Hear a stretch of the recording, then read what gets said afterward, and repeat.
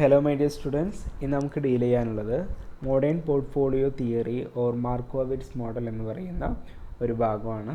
Okay, portfolio അനാലിസിസിലെ important ആയിട്ടുള്ള ഒരു തിയറിയാണ് modern portfolio theory എന്ന് പറയുന്നത്.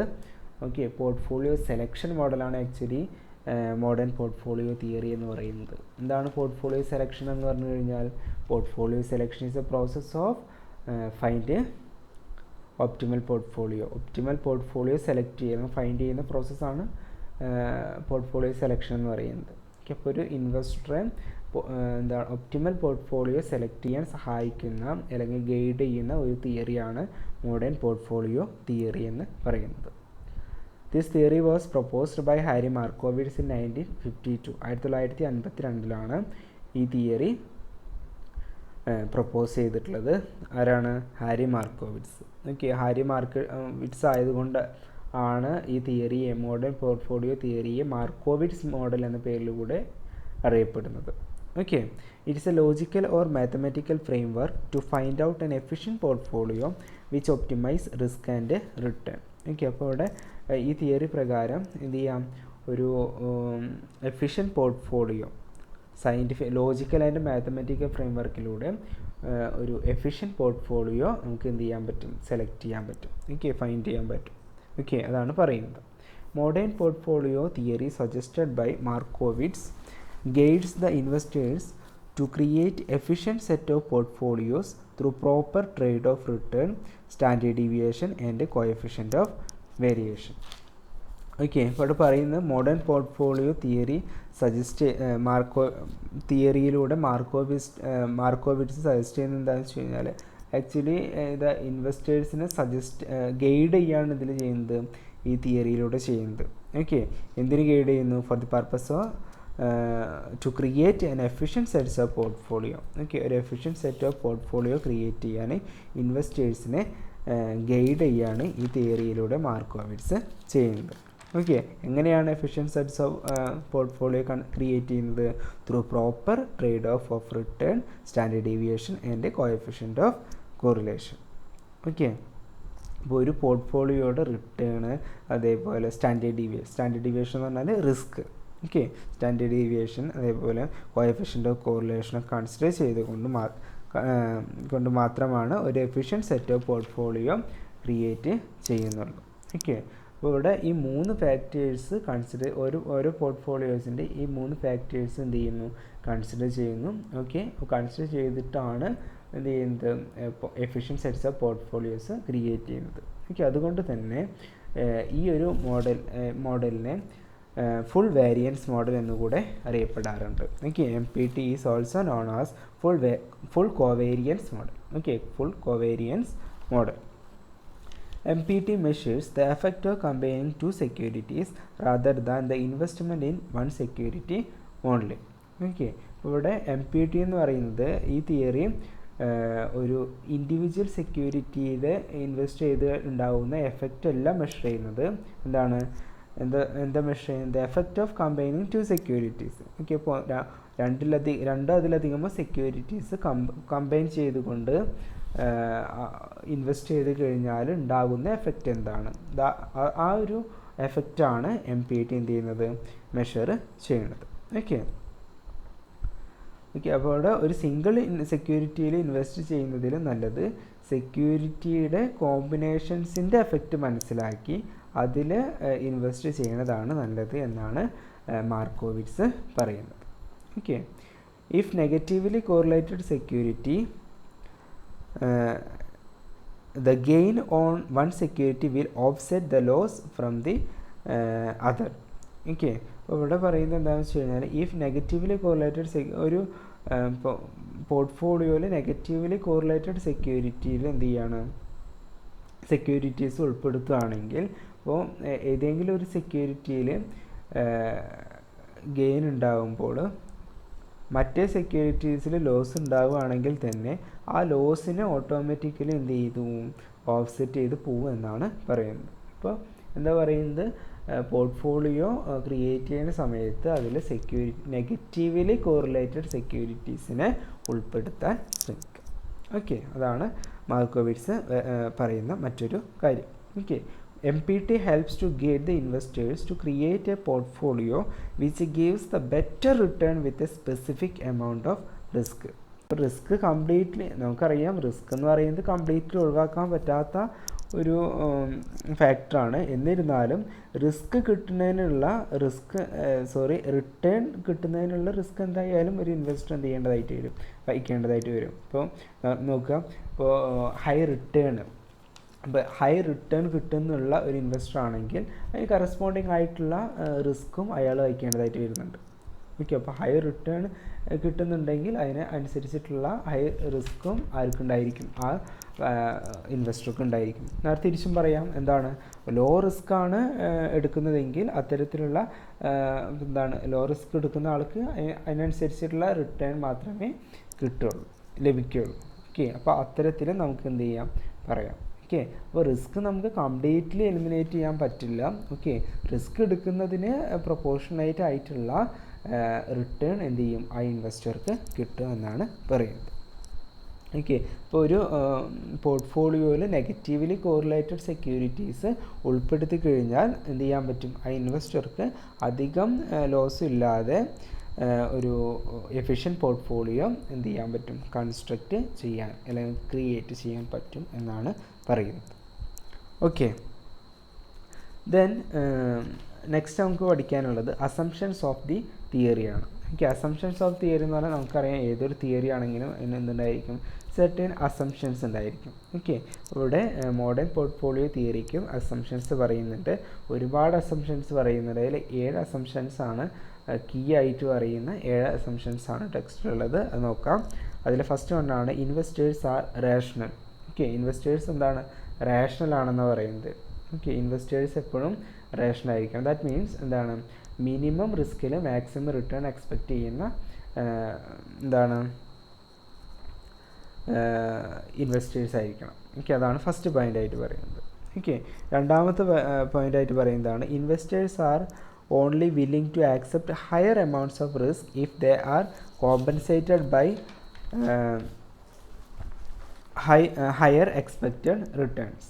ഓക്കെ, അപ്പോൾ ഹയർ റിട്ടേൺ ഉണ്ടെങ്കിൽ മാത്രമേ ഇൻവെസ്റ്റേഴ്സ് കൂടുതൽ റിസ്ക് എടുക്കാൻ തയ്യാറാവും. ഓക്കെ, അതാണ് രണ്ടാമത്തെ പോയിൻ്റായിട്ട് പറയുന്നത്. ഓക്കെ, അപ്പോൾ ഹയർ റിട്ടേൺ ഉണ്ടെങ്കിൽ എന്ത് ചെയ്യും, എത്രത്തോളം ഹയർ റിസ്ക് എടുക്കാൻ ഇൻവെസ്റ്റേഴ്സ് തയ്യാറാവും. ഓക്കെ, അപ്പോൾ ലോ റിട്ടേൺ ഉള്ളതെങ്കിൽ ലോ റിസ്ക് ആണ് ആ ഇൻവെസ്റ്റേഴ്സ് എടുക്കുകയുള്ളൂ എന്നാണ് പറയുന്നത്. ഓക്കെ, പിന്നെ മൂന്നാമത്തെ അസംഷനായിട്ട് പറയുന്നതാണ് investors timely receive all pertinent information related to their investment decision. ആ ഇൻവെസ്റ്റ്മെൻറ്റ് ഡിസിഷനുമായി ബന്ധപ്പെട്ട എല്ലാ കാര്യങ്ങളും കറക്റ്റ് ടൈമിന് തന്നെ ഇൻവെസ്റ്റേഴ്സിന് കിട്ടുന്നുണ്ട്. Okay, investors timely receives all information about their investment decision. Okay, then fourth assumption ആണ് investors can borrow or lend an unlimited amount of capital at a risk-free rate of interest. Then fourth one, markets are perfectly efficient and absorb information quickly and perfectly. Okay, market എന്തായിരിക്കണം, efficient ആയിരിക്കണം എന്നാണ് പറയുന്നത്. Okay, market efficient എന്ന് പറഞ്ഞു കഴിഞ്ഞാൽ എല്ലാ ഡീറ്റെയിൽസും quickly and perfectly available ആയിരിക്കണം, ഇൻവെസ്റ്റേഴ്സിനെ അബ്സോർബ് ചെയ്യാൻ പറ്റിയിരിക്കണം അല്ലെങ്കിൽ കിട്ടിയിരിക്കണം എന്നാണ് പറയുന്നത്. Then markets do not include transaction cost or taxes. Okay, മാർക്കറ്റിൽ ട്രാൻസാക്ഷൻ കോസ്റ്റും ടാക്സും ഇല്ല എന്നുള്ളൊരു അസംഷനാണ് പറയുന്നത്.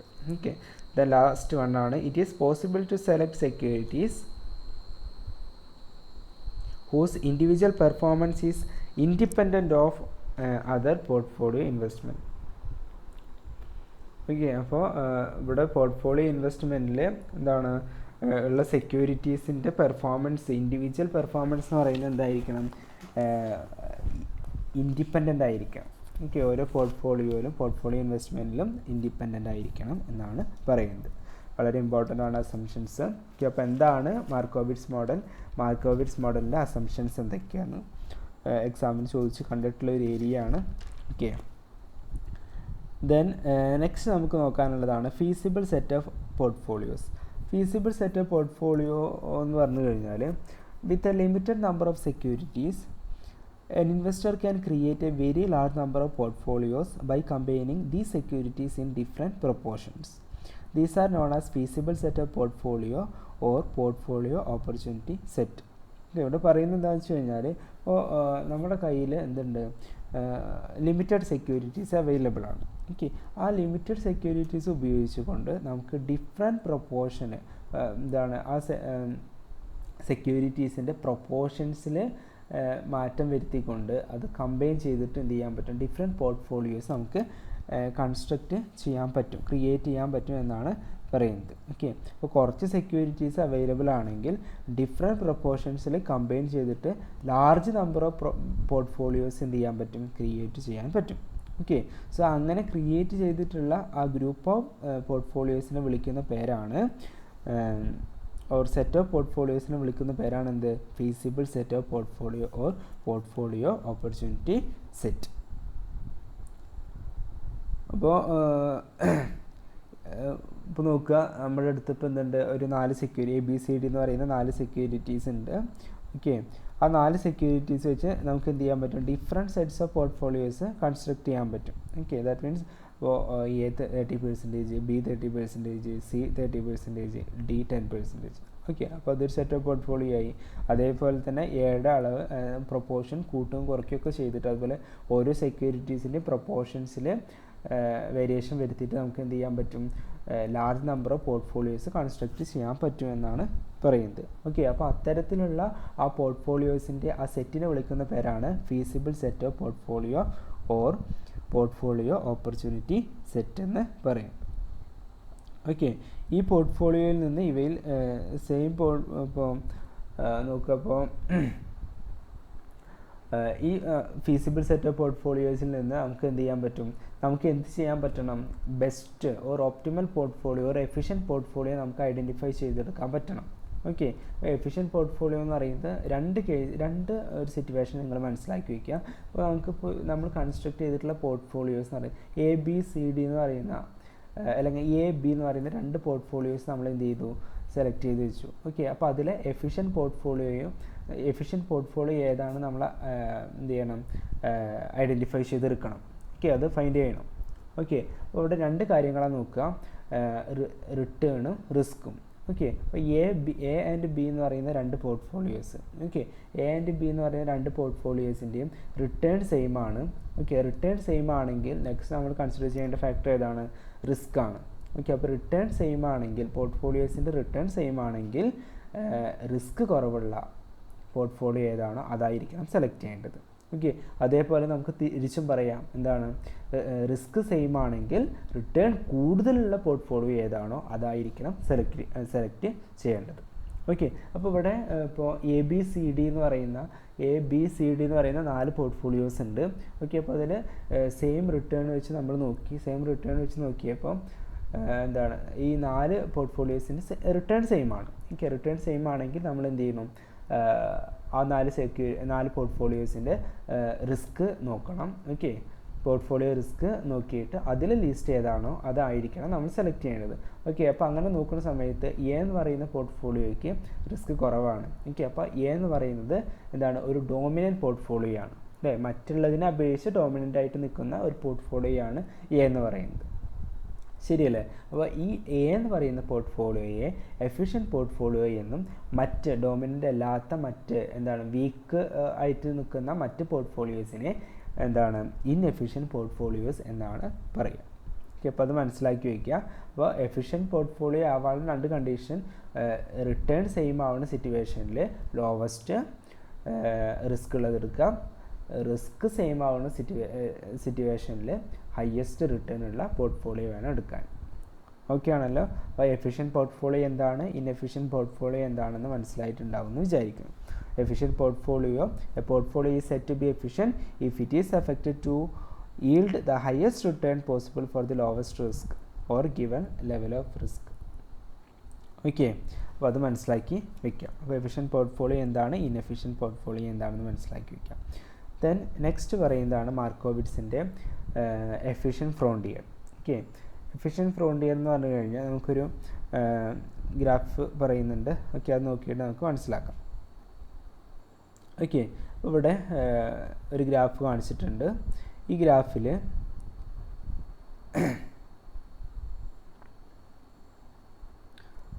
എക്സ് ആക്സിസിൽ സ്റ്റാൻഡേർഡ് ഡീവിയേഷൻ കാണിച്ചിട്ടുണ്ട്, വൈ ആക്സിസിൽ എന്ത് കാണിച്ചിട്ടുണ്ട്, എക്സ്പെക്റ്റഡ് റിട്ടേൺ കാണിച്ചിട്ടുണ്ട്. ഓക്കെ, അപ്പോൾ അതിൽ ഇതിൽ എ ടു എഫ് വരെ എന്ത് ചെയ്തിട്ടുണ്ട്, ഒരുപാട്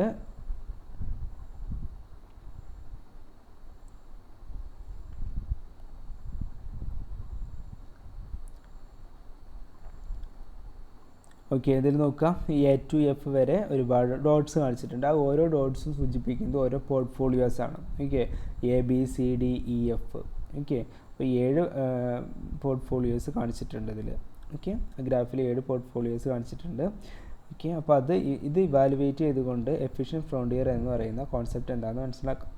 ഓക്കെ, അവിടെ ഓരോ കോമ്പിനേഷൻസ് രണ്ട് വീതം പോർട്ട്ഫോളിയോസ് നമ്മൾ സെലക്ട് ചെയ്യണം. ഓക്കെ, അതിൽ എഫിഷ്യൻ്റ് ആയിട്ടുള്ളത് ഏതാണ് എന്ന് നമ്മൾ ഐഡൻറ്റിഫൈ ചെയ്യാൻ പോവാണ്. നേരത്തെ പറഞ്ഞു എഫിഷ്യൻറ്റ് പോർട്ട്ഫോളിയോസ് എന്താണെന്നൊക്കെ നമ്മൾ നേരത്തെ പറഞ്ഞു. ഓക്കെ, അപ്പോൾ അത് ഉപയോഗിച്ചുകൊണ്ട് 2 കോമ്പിനേഷൻസ് 2 പോർട്ട്ഫോളിയോ എടുത്തിട്ട് അതിലെ എഫിഷ്യൻറ്റ് പോർട്ട്ഫോളിയോ ഏതാണ് എന്ന് നോക്കാൻ പോവാണ്.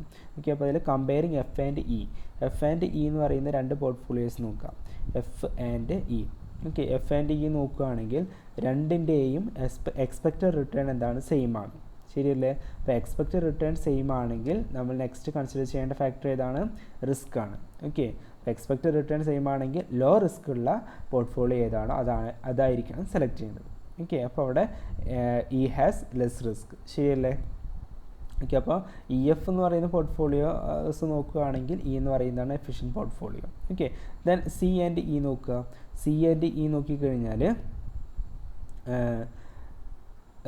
ഇക്ക് റിട്ടേൺ സിനേക്കാൾ കൂടുതലാണ്. ശരിയല്ലേ? പക്ഷേ റിസ്ക് രണ്ടിനും എന്താണ്, സെയിം ആണ്. ഓക്കെ, അപ്പോൾ ഏത് പോർട്ട്ഫോളിയോ ആണ് നിങ്ങൾ കൺസിഡർ ചെയ്യുക? റിസ്ക് സെയിം ആണെങ്കിൽ ഹയസ്റ്റ് റിട്ടേൺ ഉള്ള പോർട്ട്ഫോളിയോ ആണ് സെലക്ട് ചെയ്യുക. That is E.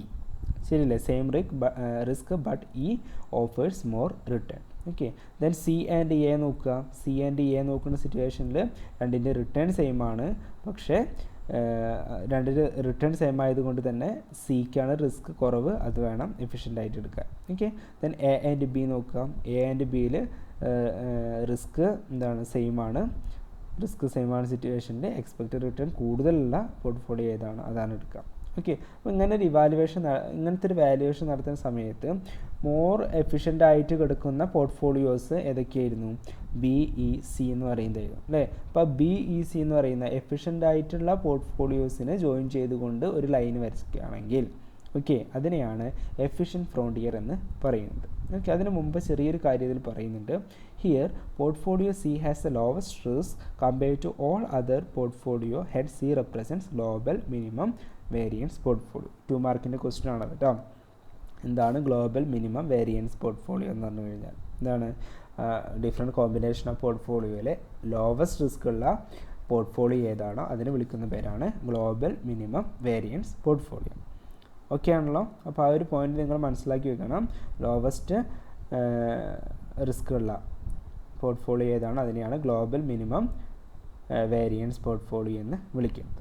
Okay, then നേരത്തെ പറഞ്ഞ കാര്യം, we find that the portfolio lying on the north west boundary of shaded area are more efficient than all the portfolios in the interior. Okay, അപ്പോൾ ഇവിടെ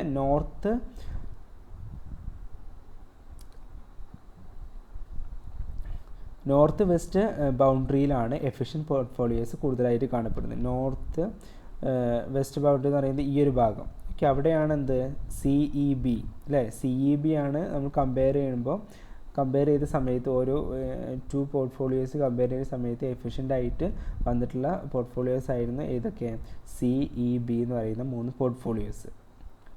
okay, അപ്പോൾ ഈ 3 portfolios, അപ്പോൾ efficient portfolios normally ഏത് സൈഡിലാണ് കാണപ്പെടുക, നോർത്ത് വെസ്റ്റ് ബൗണ്ടറിയിലാണ് കാണപ്പെടുക. ഓക്കെ, അപ്പോൾ ഈ efficient പോർട്ട്ഫോളിയോസിനെ മാത്രം ജോയിൻ ചെയ്തുകൊണ്ട് ഒരു ലൈന് വരയ്ക്കുകയാണെങ്കിൽ that is called efficient frontier.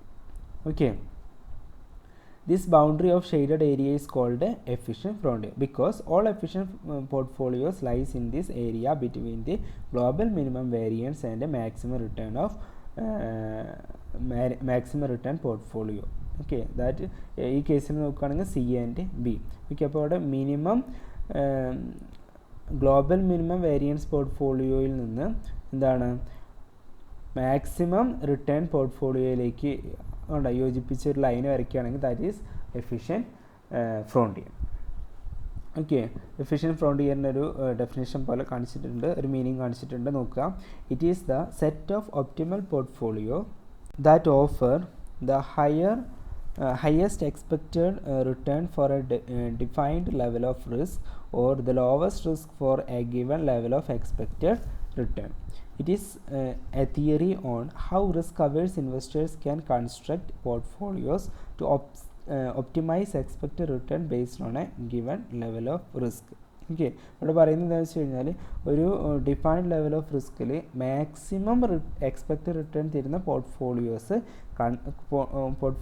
ഏതാണോ അത് കൺസ്ട്രക്ട് ചെയ്യാൻ എഫിഷ്യൻറ്റ് ഫ്രോണ്ടിയർ ഹെൽപ്പ് ചെയ്യുമെന്നാണ് പറയുന്നത്. ദാറ്റ് മീൻസ് എന്താണ്, ഹയസ്റ്റ് റിട്ടേൺ ഉള്ള അല്ലെങ്കിൽ എന്താണ് മാക്സിമം റിട്ടേൺ പോർട്ട്ഫോളിയോ ആണ് ഇവിടെ ബി എന്ന് പറയുന്നത്. ഓക്കെ, അപ്പോൾ ബീൻ്റെ കേസ് നോക്കുകയാണെങ്കിൽ അവിടെ ഹയസ്റ്റ് റിട്ടേൺ ആണെങ്കിൽ പോലും എന്താണ് അതിന് ആ റിട്ടേൺ കിട്ടത്തക്ക വിധത്തിലുള്ള റിസ്ക് എന്തിനുണ്ട്, ആ ഇൻവെസ്റ്റർ വഹിക്കേണ്ടതായിട്ടുണ്ട് അല്ലേ. ആ ബിക്ക് അനുസരിച്ചിട്ടുള്ള ബിക്ക് കിട്ടുന്ന റിട്ടേൺ അനുസരിച്ചുള്ള റിസ്ക് എന്ത് ചെയ്യേണ്ടതായിട്ടുണ്ട്, വഹിക്കേണ്ടതായിട്ടുണ്ട്. ഓക്കെ, അതേപോലെ സിയുടെ കേസ് നോക്കുകയാണെങ്കിൽ സിയുടെ റിസ്ക് കുറവാണ്. ഓക്കെ, റിസ്ക് കുറവാണ്, അതിനനുസരിച്ചുള്ള റിട്ടേൺ മാത്രമേ എന്ത് ചെയ്യുന്നുള്ളൂ, ആ ഇൻവെസ്റ്റർക്ക് ആ പോർട്ട്ഫോളിയോയിൽ നിന്ന് കിട്ടുന്നുള്ളൂ. ഓക്കെ, അപ്പോൾ അതാണ് ഇവിടെ മനസ്സിലാക്കി വയ്ക്കേണ്ടത്. Okay, then it is a concave curve in risk return space that extends from minimum variance portfolio to maximum return portfolio. Okay, ഇവിടെ എഫിഷ്യൻറ്റ് ഫ്രോണ്ടിയർ എന്ന് പറയുന്നത് ഒരു കോൺകേവ് കർവാണ്. ആ കോൺകേവ് കർവിൻ്റെ പ്രത്യേകത എന്താണ്, ഗ്ലോബൽ മിനിമം വേരിയൻസിൽ നിന്ന് മാക്സിമം റിട്ടേൺ പോർട്ട്ഫോളിയോയിലേക്ക് ജോയിൻ ചെയ്ത് വരയ്ക്കുന്ന ആ ലൈനാണ് എന്തെന്ന് പറയുന്നത്, എഫിഷ്യൻറ്റ് ഫ്രോണ്ടിയർ എന്ന് പറയുന്നത്. ഓക്കെ, അപ്പോൾ എഫിഷ്യൻറ്റ് ഫ്രോണ്ടിയറിൻ്റെ നിയറസ്റ്റ് ആയിട്ട് കിടക്കുന്ന ഇൻവെസ്റ്റ്മെൻറ്റുകളൊക്കെ അല്ലെങ്കിൽ പോർട്ട്ഫോളിയോസ് ഒക്കെ എന്തായിരിക്കും, എഫിഷ്യൻറ്റ് പോർട്ട്ഫോളിയോസ് ആയിരിക്കും. ഓക്കെ ആണല്ലോ. അപ്പോൾ അതിൻ്റെ ഷേപ്പ് നോട്ട് ചെയ്ത് വയ്ക്കുക, കോൺകേവ് കർവാണ്. ഓക്കെ, ദെൻ നെക്സ്റ്റ് നമുക്ക് നോക്കാനുള്ളത്, അപ്പോൾ ഇവിടെ നമുക്ക് എന്ത് എഫിഷ്യൻറ്റ് സെറ്റ്സ് ഓഫ് പോർട്ട്ഫോളിയോ കിട്ടി, ഫീസിബിൾ സെറ്റ്സ് ഓഫ് പോർട്ട്ഫോളിയോസ് കിട്ടി. ഓക്കെ, എഫിഷ്യൻറ്റ് ഫ്രോണ്ടിയർ കിട്ടി. ഇനി നമുക്ക് എന്ത് ചെയ്യണം, ഒപ്റ്റിമൽ പോർട്ട്ഫോളിയോ സെലക്ട് ചെയ്യണം. Okay, selection of optimal portfolio. Okay, ഉള്ളതിൽ മെച്ചമുള്ളത് അല്ലേ, എന്താണ് ഗിവൺ ലെവൽ ഓഫ് റിസ്കിൽ മാക്സിമം റിട്ടേൺ തരുന്ന പോർട്ട്ഫോളിയോ ഏതാണ്, ഓക്കെ, അത് എന്ത് ചെയ്യണം, സെലക്ട് ചെയ്യണം. ദാറ്റ് ഈസ് ദ നെക്സ്റ്റ് സ്റ്റെപ്പായിട്ട് പറയുന്നത്. That is the next topic. The selection of optimal portfolio depends on the investor's risk aversion or risk tolerance. Okay, selection of portfolio എന്ന് പറയുന്നത് എന്താണ്, based on the investors risk averse and risk tolerance. Risk അവേഴ്സും അതുപോലെ risk ടോളറൻസിൻ്റെ ബേസിലാണ് optimal portfolio select ചെയ്യേണ്ടത്. Okay, this can be graphically represented through a series of risk return utility curves or indifference curve. Okay, നമുക്ക് എന്ത് ചെയ്യാൻ പറ്റും, graphically represent ചെയ്യാൻ പറ്റും. ഓക്കെ, ഇൻഡിഫറൻസ് കർവ് ഒക്കെ വരച്ചുകൊണ്ട് അല്ലെങ്കിൽ utility curves or indifference curve വരച്ചുകൊണ്ട് നമുക്ക് എന്ത് ചെയ്യാം, ഗ്രാഫിക്കലി ഇതിനെ റെപ്രസെൻ്റ് ചെയ്യാം. ഓക്കെ, ഇവിടെ യൂട്ടിലിറ്റി കർവ് എന്ന് ഉദ്ദേശിക്കുന്നത് അല്ലെങ്കിൽ എന്താണ് ഇൻഡിഫറൻസ് കർവ് എന്ന് ഉദ്ദേശിക്കുന്നത് എന്താണെന്ന് വെച്ച് കഴിഞ്ഞാൽ, ഇപ്പോൾ സെയിം യൂട്ടിലിറ്റീസ് പ്രൊവൈഡ് ചെയ്യുന്ന different combination of or points ഉണ്ടായിരിക്കും അല്ലേ. സെയിം യൂട്ടിലിറ്റീസ് പ്രൊവൈഡ് ചെയ്യുന്ന ഡിഫറെൻറ്റ് കോമ്പിനേഷൻ ഓഫ് പോയിൻറ്റ്സ് ഉണ്ടായിരിക്കും. അപ്പോൾ അത്തരത്തിലുള്ള പോയിൻറ്റ്സിനെ ജോയിൻ ചെയ്തുകൊണ്ട് വരയ്ക്കുന്ന ആ ഒരു കർവാണ് എന്ത്, ഇൻഡിഫറൻസ് കർവ് എന്ന് പറയുന്നത്. ഓക്കെ, അപ്പോൾ ഒരു ഇൻവെസ്റ്ററിൻ്റെ റിസ്ക് അവേഴ്സുമായി ബന്ധപ്പെട്ട് നമുക്ക് എന്ത് ചെയ്യാൻ പറ്റും, ഒരുപാട് ഇൻഡിഫറൻസ് കർവ് നമുക്ക് വരയ്ക്കാൻ പറ്റും. ഓക്കെ, അങ്ങനെ വരച്ചിട്ടുള്ള ഇൻഡിഫറൻസ് കർവാണ് ഈ കാണിച്ചിട്ട് IC1 IC2 IC3 എന്ന് പറഞ്ഞിട്ട് കാണിച്ചിട്ടുള്ളത്. ഓക്കെ, ക്ലിയർ അല്ല. ഓക്കെ, അപ്പോൾ നിങ്ങൾ IC1 IC2 IC3 എന്ന് കാണിക്കാം. ഓക്കെ, ഇവിടെ ഒപ്റ്റിമൽ പോർട്ട്ഫോളിയോ എന്ന് പറയുന്നത് എന്താണെന്ന് വെച്ച് കഴിഞ്ഞാൽ, ഈ ഇൻഡിഫറൻസ് കർവ് വരച്ചതിന് ശേഷം എഫിഷ്യൻറ്റ് ഫ്രോണ്ടിയർ കൂടെ വരയ്ക്കാം. ഓക്കെ, എഫിഷ്യൻറ്റ് ഫ്രോണ്ടിയറും ഇൻഡിഫറൻസ് കർവും ഇൻ്റർസെക്റ്റ് ചെയ്യുന്ന പോയിൻ്റ് ഏതാണോ ആ പോയിന്റിലുള്ള പോർട്ട്ഫോളിയോ ആണ് ഒപ്റ്റിമൽ പോർട്ട്ഫോളിയോ എന്ന് പറയുന്നത്. Okay, the optimal portfolio for a investor would be 1 at the point of tangency between efficient frontier and indifference curve. Okay, അപ്പോൾ ഇൻഡിഫറൻസ് കർവും എഫിഷ്യൻറ്റ് ഫ്രോണ്ടിയറും ഇൻ്റർസെക്റ്റ് ചെയ്യുന്ന പോയിൻ്റാണ് എന്തെന്ന് പറയുന്നത്, ഒപ്റ്റിമൽ പോർട്ട്ഫോളിയോ എന്ന് പറയുന്നത്. ഓക്കെ, അപ്പോൾ അത് നോട്ട് ചെയ്ത് വയ്ക്കുക. അപ്പോൾ ഇവിടെ ഈ ഗ്രാഫിൽ ഈ ഒരു O എന്ന് പറയുന്ന ഈ ഒരു പോയിൻ്റാണ് എന്തായിട്ട് വരിക, ഒപ്റ്റിമൽ പോർട്ട്ഫോളിയോ ആയിട്ട് വരിക. ഓക്കെ, ദെൻ ഇത്രയാണ് മാർക്കോവിറ്റ്സ് മോഡലിൽ നമുക്ക് ഡിസ്കസ് ചെയ്യാനുള്ളത്. അപ്പോൾ ഇത്രയും കാര്യങ്ങൾ നിങ്ങൾ എന്ത് ചെയ്യണം, മാർക്കോവിറ്റ്സ് മോഡലിൽ പഠിക്കേണ്ടതായിട്ടുണ്ട്. ഇതൊക്കെ ഈ പറഞ്ഞതൊക്കെ പരസ്പരം ബന്ധപ്പെട്ട് കിടക്കുന്നതാണ്. Portfolio selection, last optimal portfolio select ചെയ്തു. ഓക്കെ, അതിൻ്റെ ബിഗിനിങ് അവിടെ നിന്നാണ് മാർക്കോവിറ്റ്സ് മോഡൽ അല്ലേ. മാർക്കോവിറ്റ്സ് മോഡലിലൂടെ ഒപ്റ്റിമൽ പോർട്ട്ഫോളിയോ എങ്ങനെ സെലക്ട് ചെയ്യാം, അതാണ് ഇന്ന് നമ്മൾ ഡിസ്കസ് ചെയ്തത്. ഓക്കെ, അപ്പോൾ മാർക്കോവിറ്റ്സ് മോഡൽ വെച്ച് കഴിഞ്ഞാൽ ഇത്രയും കാര്യങ്ങൾ എന്ത് ചെയ്യണം, നോട്ട് ചെയ്ത് വെക്കണം. ഓക്കെ, അപ്പോൾ മാർക്കോവിറ്റ്സ് മോഡൽ എന്താണ്, അതിൻ്റെ അസംഷൻസ് എന്തൊക്കെയാണ്, then feasible set of portfolios എന്താണ്, എഫിഷ്യൻറ്റ് ഫ്രോണ്ടിയർ എന്താണ്, ദെൻ ലാസ്റ്റ് പറഞ്ഞത് ഒപ്റ്റിമൽ പോർട്ട്ഫോളിയോ സെലക്ഷൻ എങ്ങനെയാണ്. ഓക്കെ, അത്തരം കാര്യങ്ങൾ നിങ്ങൾ എന്ത് ചെയ്യുക, നന്നായി പഠിച്ചു വയ്ക്കുക. If you have any doubts can contact. Okay, അപ്പോൾ നിങ്ങൾക്ക് എന്തെങ്കിലും സംശയങ്ങളുണ്ടെങ്കിൽ എന്ത് ചെയ്യാം, എന്നെ കോൺടാക്റ്റ് ചെയ്യാം. ഓക്കെ, വളരെ ഇമ്പോർട്ടൻ്റ് ആയിട്ടുള്ള ഏരിയ ആണ്, എക്സാമിന് പ്രതീക്ഷിക്കാവുന്ന ഒരു ക്വസ്റ്റ്യനാണ്, 4 മാർക്കിന് ചോദിക്കാവുന്ന ഒരു ക്വസ്റ്റ്യനാണ് Markowitz model or modern portfolio theory എന്ന് പറയുന്നത്. ഓക്കെ ആണല്ലോ. Anyway, thank you. നമുക്ക് അടുത്ത ദിവസം വേറൊരു ടോപ്പിക്കുമായി കാണാം.